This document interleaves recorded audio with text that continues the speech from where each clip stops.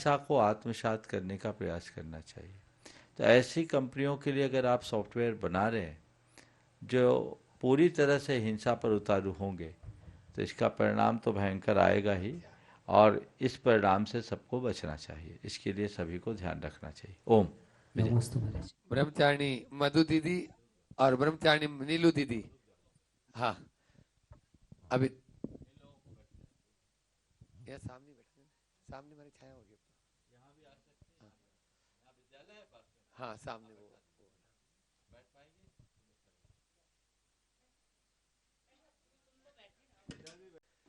गुणायतन बांसा से अपने बीच में वे अपना प्रश्न करेंगे।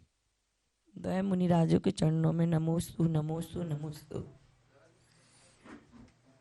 महाराज श्री, आजकल की शिक्षा प्रणाली बच्चों के लिए कैसी होना चाहिए जिससे उनको अंदर संस्कार आ सके?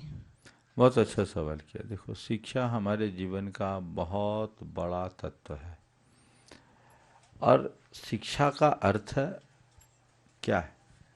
केवल पढ़ने और पढ़ाने का नाम शिक्षा नहीं। शिक्षा का वास्तविक अर्थ है सीखना। हम लोग बोलते हैं ना, हमने सीख लिया, इस कार्य से हमने सीख ली। तो अच्छी सीख लो, जीवन के लिए उपयोगी सीख या नसीहतें प्राप्त करना ही वास्तविक शिक्षा है। आज मेरे पास बच्चे बैठे हैं, बच्चियां बैठी हैं। मैं इनसे भी ये कहना चाहूँगा कि जो तुम लोग पढ़ रहे हो, केवल पास होने के लिए मत पढ़ो, कुछ सीखने के लिए पढ़ो। जीवन के बारे में सीखो, जीवन को कैसे ऊंचा उठाया जा सके इसके विषय में सीखो। और एक बात अपने गांठ में बांध लें कि संस्कारों के बिना हमारा जीवन का कोई अर्थ नहीं। हमारा जीवन हमारे संस्कारों से ही अच्छा बनता है। तो अपनी पढ़ाई के साथ अपने संस्कारों का ध्यान बच्चों को भी रखना चाहिए, और अध्यापकों को भी चाहिए कि बच्चों को न केवल पढ़ाए अपितु संस्कारों के माध्यम से उनके जीवन को भी गढ़ने का प्रयास करें। जब ये आप ध्यान में रखेंगे तो निश्चित रूप से इन बच्चों का जीवन बहुत सुंदर बनेगा। शिरोमणि संरक्षक गुणायतन ब्रह्मचारिणी सुनीता दीदी बादशाह वे गुरु चरणों में अपना प्रश्न कर रहे हैं और तैयार रहेंगे। मुल्क राज्य बादशाह जबलपुर से अपने बीच में। गुरुवर के चरणों में नमोस्तु, मुनिराज के चरणों में नमोस्तु, छुल्लक जी के चरणों में इच्छा में। महाराज जी, हम शिक्षा के क्षेत्र में जाते हैं तो हमें लौकिक गुरु से जो शिक्षा प्राप्त होती है, उसके बाद में जो हम बालिकाएं स्टूडेंट होते हैं, तो इनका हम लोग अपना आदर्श जीवन कैसे बनाएं कि जहां हमारा दोनों कुलों की कीर्ति बहुमान बना रहे। ऐसे में हमें क्या करना चाहिए शिक्षा के साथ में?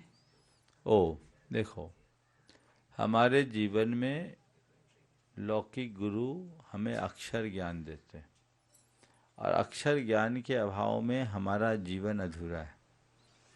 कुरल काव्य में एक बहुत गहरी बात लिखी, मनुष्य की जीती या जागती दो ही आंखें हैं, एक है अंक और एक दूसरी है अक्षर। यानी जिसे अंक और अक्षर का ज्ञान ना हो, उसकी आंखें कोई अर्थ की नहीं। तो ये आँख कौन देता है? ये हमारे शिक्षक देते हैं, लौकिक गुरु देते हैं, जो हमें अक्षर अंक का ज्ञान देकर जीवन का समाधान बनाते हैं। इसलिए अपने शिक्षकों के प्रति सभी को कृतज्ञ बने रहना चाहिए, उनका बहुमान करना चाहिए, और शिक्षकों को भी इस तरह का आचरण करना चाहिए जिससे बच्चों के हृदय में उनके प्रति अमिट छाप बनी रहे, उनकी अमिट छाप बनी रहे। लेकिन आध्यात्मिक गुरु, जो धार्मिक गुरु हैं, उनका स्थान बहुत ऊंचा होता है, क्योंकि वो हमें सीधे परमात्मा से जोड़ते हैं। वे हमारे आत्मा के कल्याण का रास्ता खोलते हैं, उनके माध्यम से भाव भाव का उद्धार होता है। तो वो उनके प्रति भक्ति होती है, और लौकिक गुरु के प्रति कृतज्ञता और बहुमान का भाव, दोनों को हमें बराबरी से ध्यान दे करके चलना चाहिए। मुल्क राज्य बादशाह जबलपुर से अपने बीच में।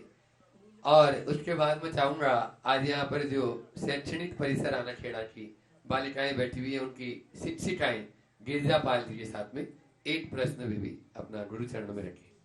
दोनों मुनिराजों को नमोस्तु नमोस्तु नमोस्तु। महाराज जी, इस समय क्राइम ऐसा हो रहा है विश्व में जो पहले बात चलती थी इस जन्म में ना सही प्रभाव में मिलता है, अपने अपने कर्मों का फल सबको मिलता है, इस बात का खौफ एकदम समाप्त खत्म सा होता जा रहा है। देखो, बात बहुत सही है। अपराध की प्रवृत्ति दिनों दिन बढ़ रही है और अब तो अपराध का तरीका भी बदल गया। अब लोग सीधे इंटेलेक्चुअल क्राइम पर आ गए, साइबर क्राइम आज चरम पर आ गया। लोगों की प्रवृत्तियां अपराध बहुल हो गई। आपने बिल्कुल सही कहा है कि अब लोगों को पाप का डर नहीं है, लेकिन हम पाप से डरे या न डरे, परिणाम तो भुगतना ही पड़ता है। किसी को तुरंत मिलता है, किसी को आगे पीछे मिलता है, लेकिन बुरे का फल तो बुरा ही होगा। जिस पेड़ को हम नमक के पानी से सींचेंगे उसमें मीठे फल नहीं आएंगे। हमें इन बातों का सदैव ध्यान रखना चाहिए कि हमारा कृत्य कैसा है। हम जैसा कृत्य करेंगे वैसा परिणाम आएगा। आज भी हमारे जीवन में जितनी अनुकूलताएं हैं वे हमारे पुण्यों के परिणाम स्वरूप है, और यदि अनुकूलता हम खत्म करेंगे, आज हम प्रतिकूल हमारी प्रवृत्तियां उल्टी होगी तो हमारे जीवन की अनुकूलताएं भी दिनों दिन कम होगी। हमें कर्म तो भोगना ही पड़ता है। मनुष्य के जीवन के साथ विडंबना ये है कि वो पाप करने से नहीं डरता, लेकिन पाप पक कर के जब सामने आता है तो पछताता है, भगवान हमारे साथ क्या हो गया। आज भी जिस तरह से क्राइम बढ़ा है उसी तरह से बीमारियां भी बढ़ी है, उसी तरह से विपत्तियां भी बढ़ी है। ये सब हमारे मनुष्यों के द्वारा किए गए पापों का ही तो कुपरिणाम है। इसलिए पापों के प्रति जागरूकता भी रखनी चाहिए। महाराज जी, कल वाला क्वेश्चन रिपीट कर लें? हाँ बोलो। महाराज जी, सुबह उठने के बाद में बहुत ज़्यादा नेगेटिविटी फील होती ये है। तो कल उत्तर दे दिया मैंने। आया नहीं अच्छा था। अच्छा, हाँ फिर से बोलो। बहुत ज़्यादा सुबह उठते ही से हाँ। बिस्तर छोड़ने के बाद में नेगेटिविटी बहुत ज़्यादा फील होती है, और ये चरम पे पहुंच जाती है जब व्हाट्सएप देखें या उसके बाद में न्यूज़पेपर देखें। देखो, बहुत अच्छा इसको सवाल है। खत्म करने के लिए ये महाराज जी, एकदम बहुत ही नकारात्मकता को बढ़ाने के सबसे बड़े साधन है। इसलिए जब भी हो हमें इनके प्रति सजग और सावधान रहना चाहिए। इसके लिए सबसे पहले तो मैं ये कहूँगा कि लोग एक संकल्प ले कि सुबह से न हम किसी प्रकार की न्यूज़ सुनेंगे, न न्यूज़पेपर पढ़ेंगे, और न ही सोशल मीडिया को देखेंगे। सुबह का समय तो भगवान का नाम लेने का है, सुबह का समय अच्छी प्रार्थनाएं करने का है।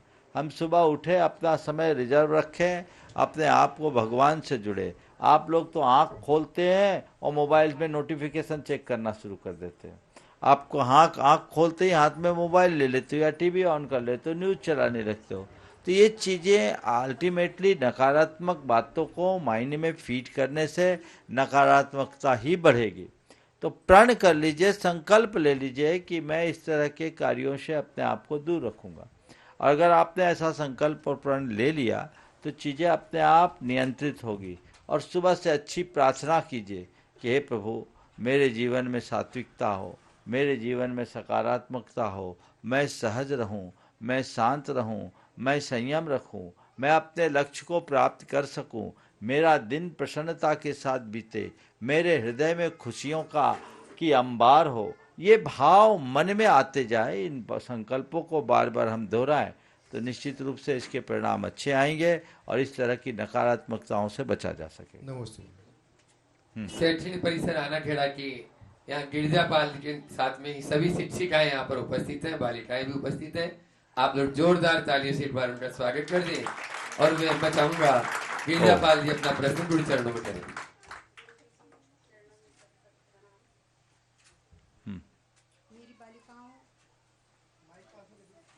बालिकाओं के संबंध में बहुत सारी दुर्घटनाएं होती हैं जगह जगह पे, उनके लिए उनको कौन कौन सी बातों का ध्यान रखना चाहिए? बहुत अच्छी बात है। जिस तरह के अपराध देश में बढ़ रहे हैं वे बहुत गंभीर और चिंताजनक है।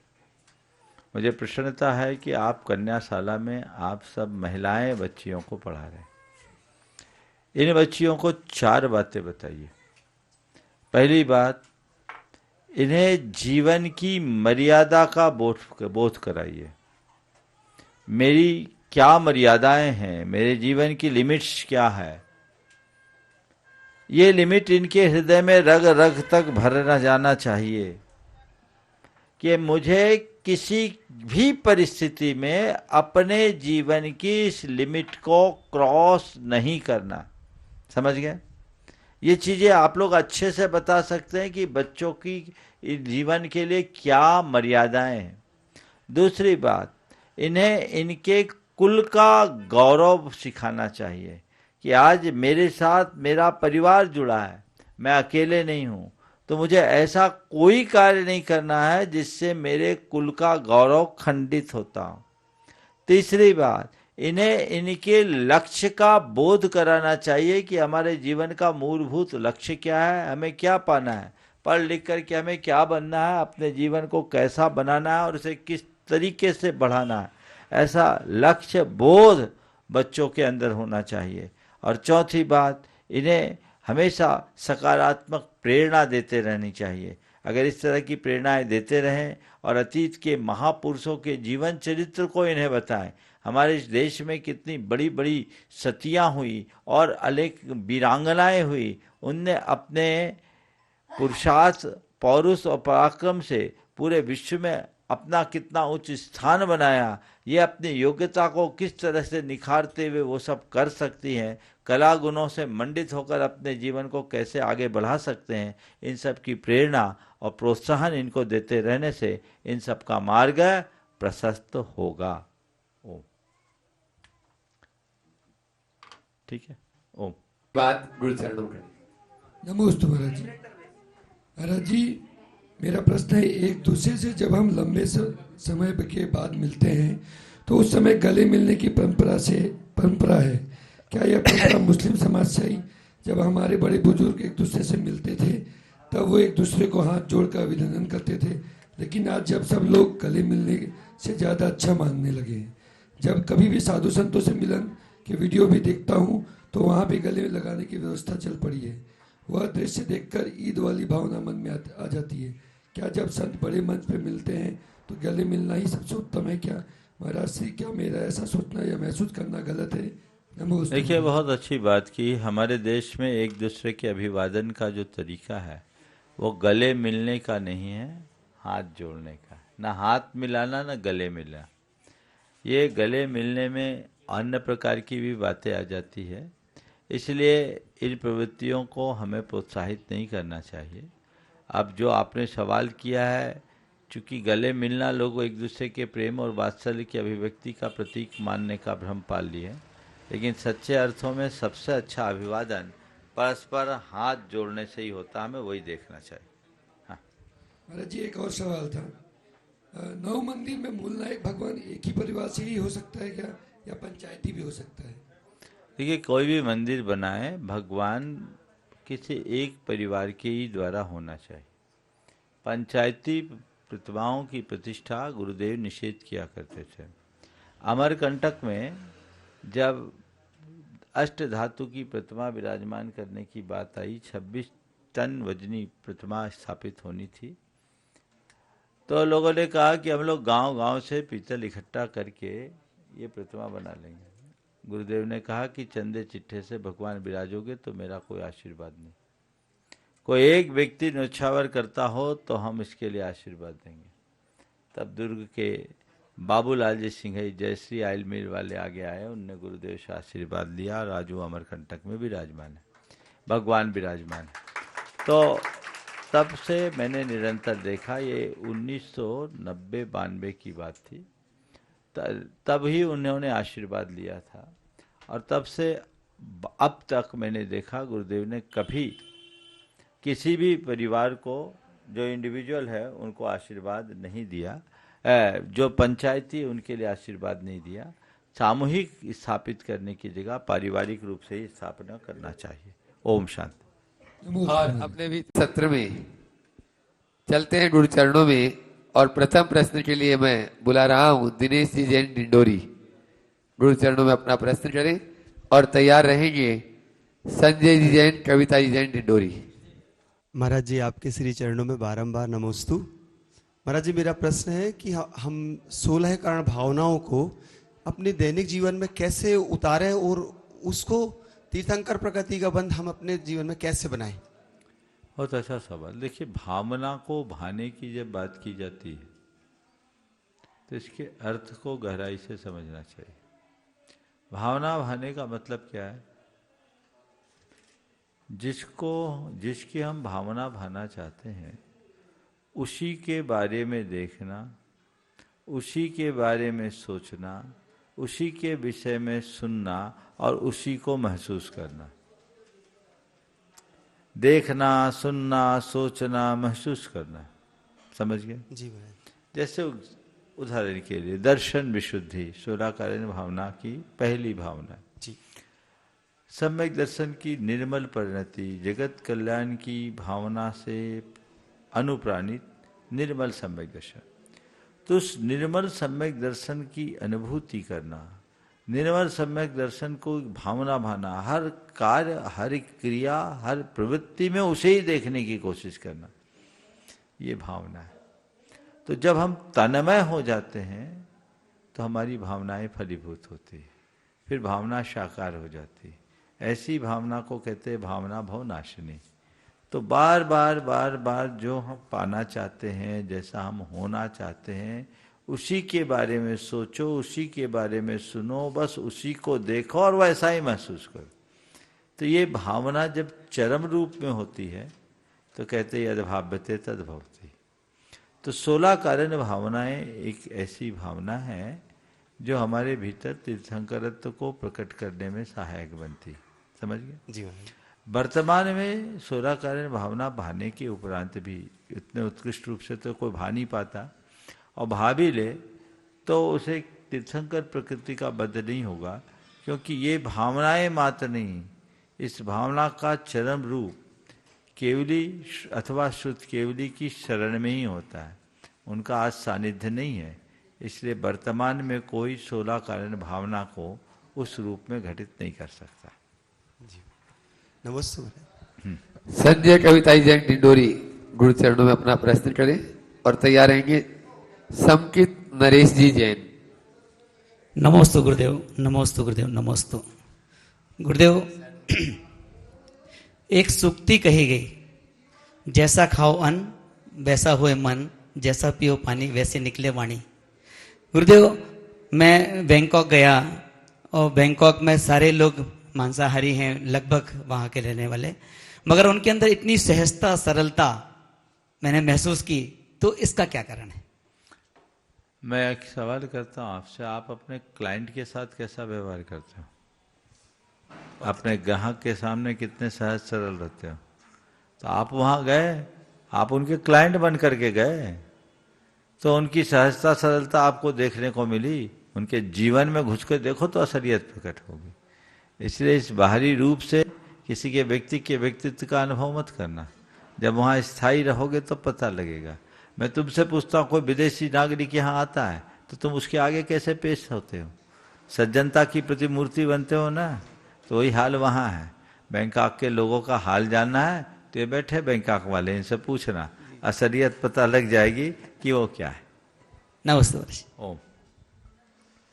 समकित नरेश जी जैन शहडोल नमोस्तु महाराज जी। गुरु चरणों में अपना प्रश्न कर रहे हैं डिंडोरी है समकित डिंडोरी। और उसके बाद तैयार रहेंगे अरविंद कुमार जी, प्रदीप जी, अंकित जी जैन शहडोल। महाराज जी, मेरा ये प्रश्न है और काफी युवाओं को ये प्रश्न है कि हर व्यक्ति के जीवन में एक एज ग्रुप आती है 20-21 साल से लेके 27-28 साल की, खुद को प्रूफ करना रहता है। उस चक्कर में महाराज जी कई बार इतना सोशल प्रेशर रहता है, फैमिली प्रेशर रहता है, खुद का भी इतना प्रेशर रहता है महाराज जी, तो हम अपने एम से डाइवर्ट हो जाते हैं, शॉर्ट टाइम के लिए डिस्ट्रैक्ट हो जाते हैं। तो इन सब चीज़ों से कैसे डील करना है? बहुत अच्छा सवाल किया। 20-22 साल से लेकर 28-30 साल तक का जो समय है, स्वाभाविक है बहुत प्रेशर का समय रहता है। इस समय तुम्हारा सवाल है, इस समय हम अपने आप को प्रेशर फ्री कैसे रखें? जी महाराज।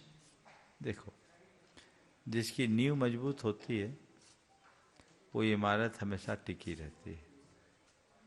तो सबसे पहले तो मैं कहूँगा कि 20-22 साल की उम्र आने के पहले ही अपने आप को व्यवस्थित करो और शुरू से अपना ध्यान अपने लक्ष्य पर रखो, एक पर ही फोकस रखो।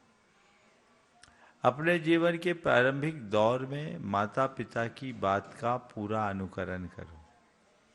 अगर कोई व्यक्ति मन लगा करके पढ़ाई लिखाई करता है और अपने सारे कार्य करता है, अपनी आदतों को अच्छा बनाता है और लक्ष्योन्मुखी बनकर आगे बढ़ता है, तो उसके पास उतना प्रेशर नहीं रहता, क्योंकि वो अपने टारगेट के काफ़ी निकट रहता है। फिर भी 20-22 साल की उम्र होते होते मान लीजिए किसी को जॉब ना मिली हो या बिजनेस सेटल नहीं हुआ, उसका जो प्रेशर है, तो उस प्रेशर को भी कम किया जा सकता है अपने अंदर के कला गुणों को विकसित करके। आज के समय में पढ़ाई तो हो रही है, लेकिन कला और गुणों का विकास नहीं। लोग एक अदद नौकरी को ही अपनी सफलता का आधार मानने लगे, वो भ्रमपूर्ण दृष्टिकोण।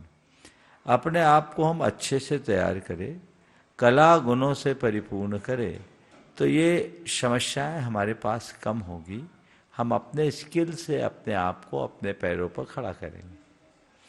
दूसरी बात, यदि ऐसी स्थिति नहीं भी बन रही है और जिनका पारिवारिक बैकग्राउंड अच्छा है, जिनके बिजनेस का बैकग्राउंड है, वो बिजनेस के साथ जुड़ जाए। जिम्मेदारी उनके जीवन में दिखनी चाहिए, जवाबदेही उनकी दिखनी चाहिए। तो कोई जरूरी नहीं कि आप जॉब करके ही सब कुछ करें, आप दूसरे काम में हाथ बटा करके भी अपना काम कर सकते हैं।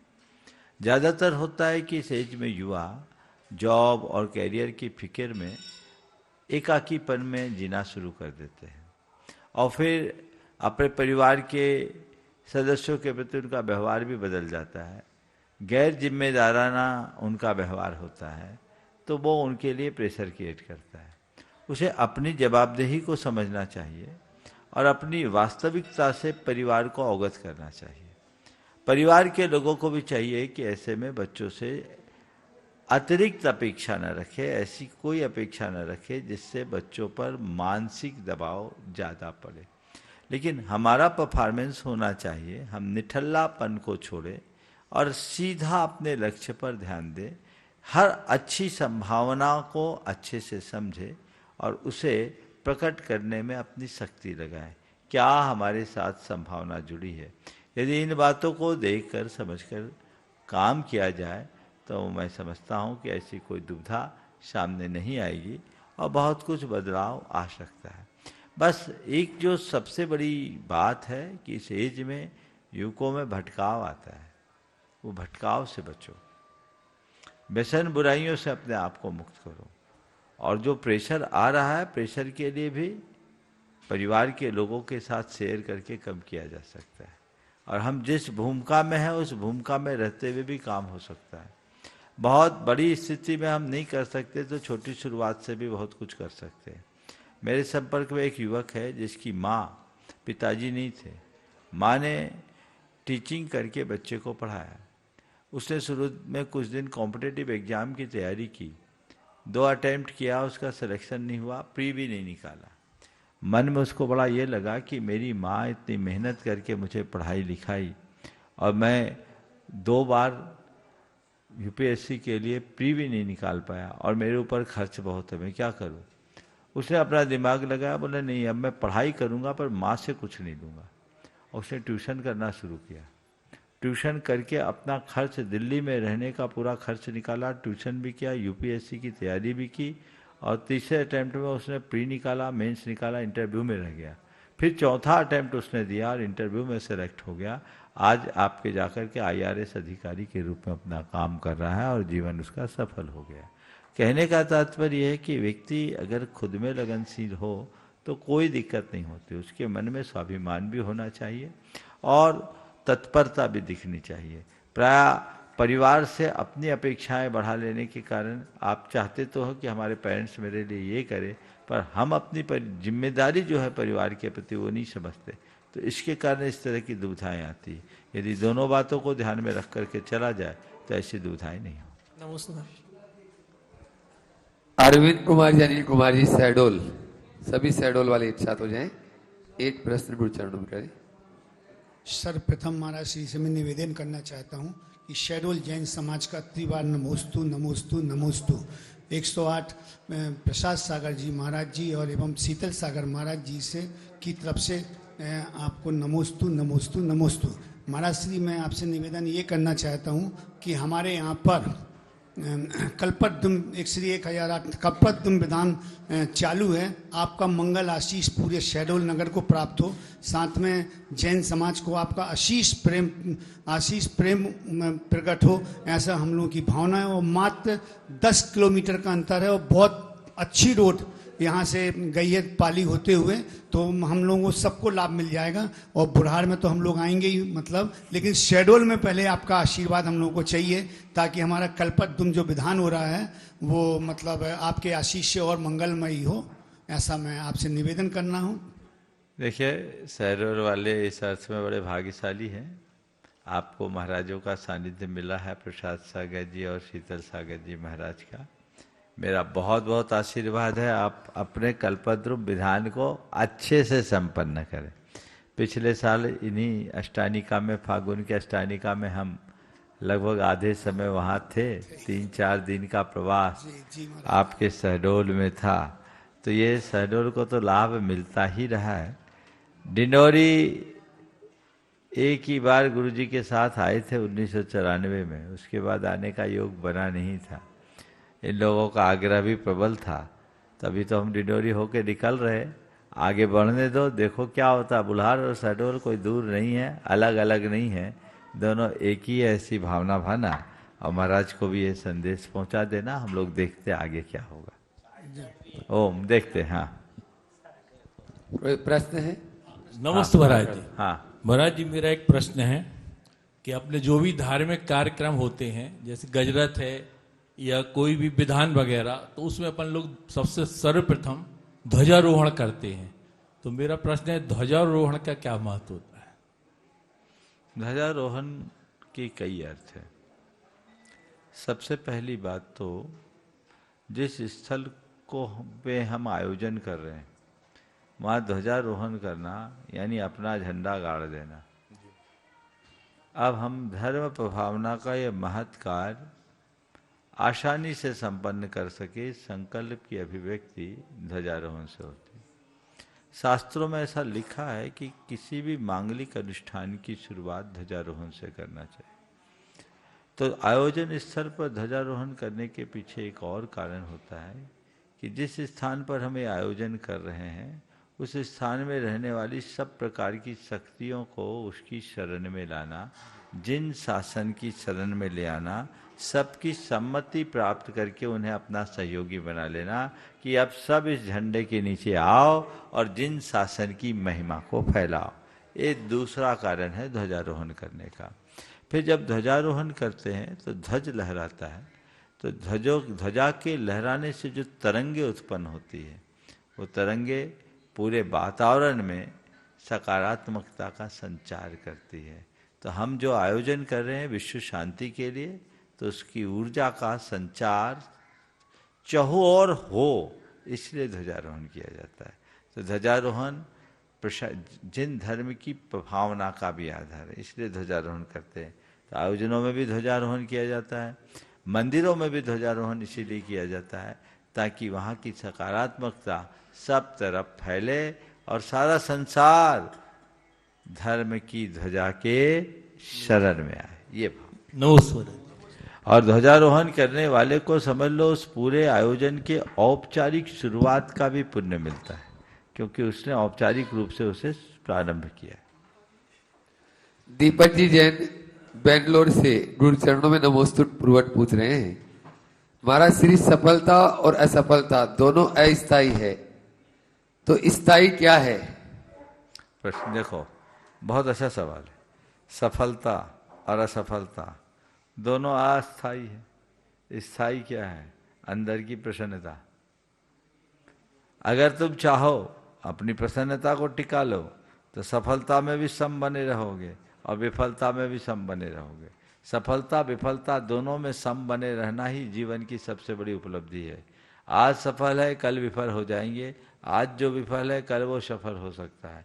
ये तो आने जाने की स्थितियां बनी रहेगी, लेकिन हम अपने मन की प्रसन्नता को स्थायी रूप से टिकाने में अगर समर्थ होते हैं तो हमारे जीवन में इससे बड़ी उपलब्धि और कोई नहीं हो सकती। हमें उसी परम तत्व को अपने हृदय में उद्घाटित करने का पूर्ण प्रयत्न करना चाहिए। प्रीति जी जैन दिल्ली से गुरु चरणों बारंबार नमोस्तु करते हुए पूछ रही हैं, जीवन की गाड़ी के दो पहिए हैं, पति और पत्नी। अगर दोनों पहियों का मेल सही न हो तो गाड़ी कैसे चलेगी?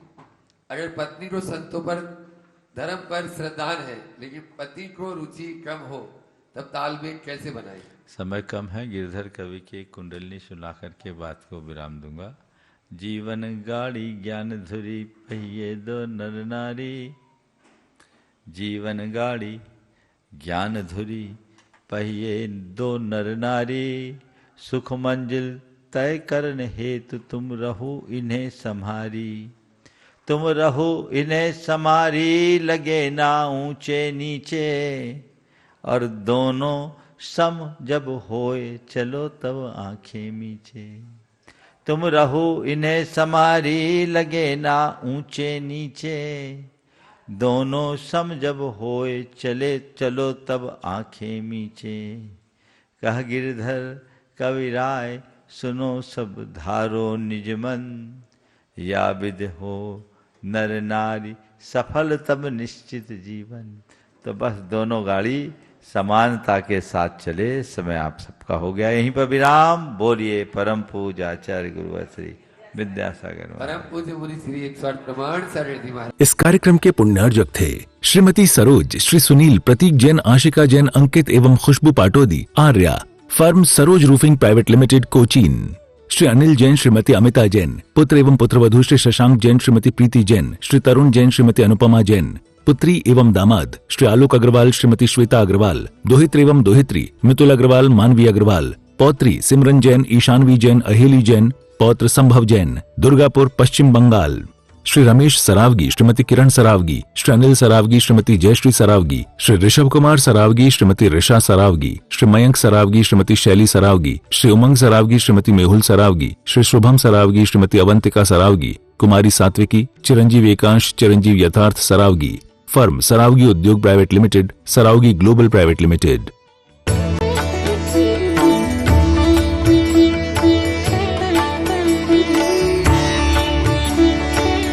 आओ चलें कारीटोरन तीर्थ की ओर, जहां 1630 वर्षों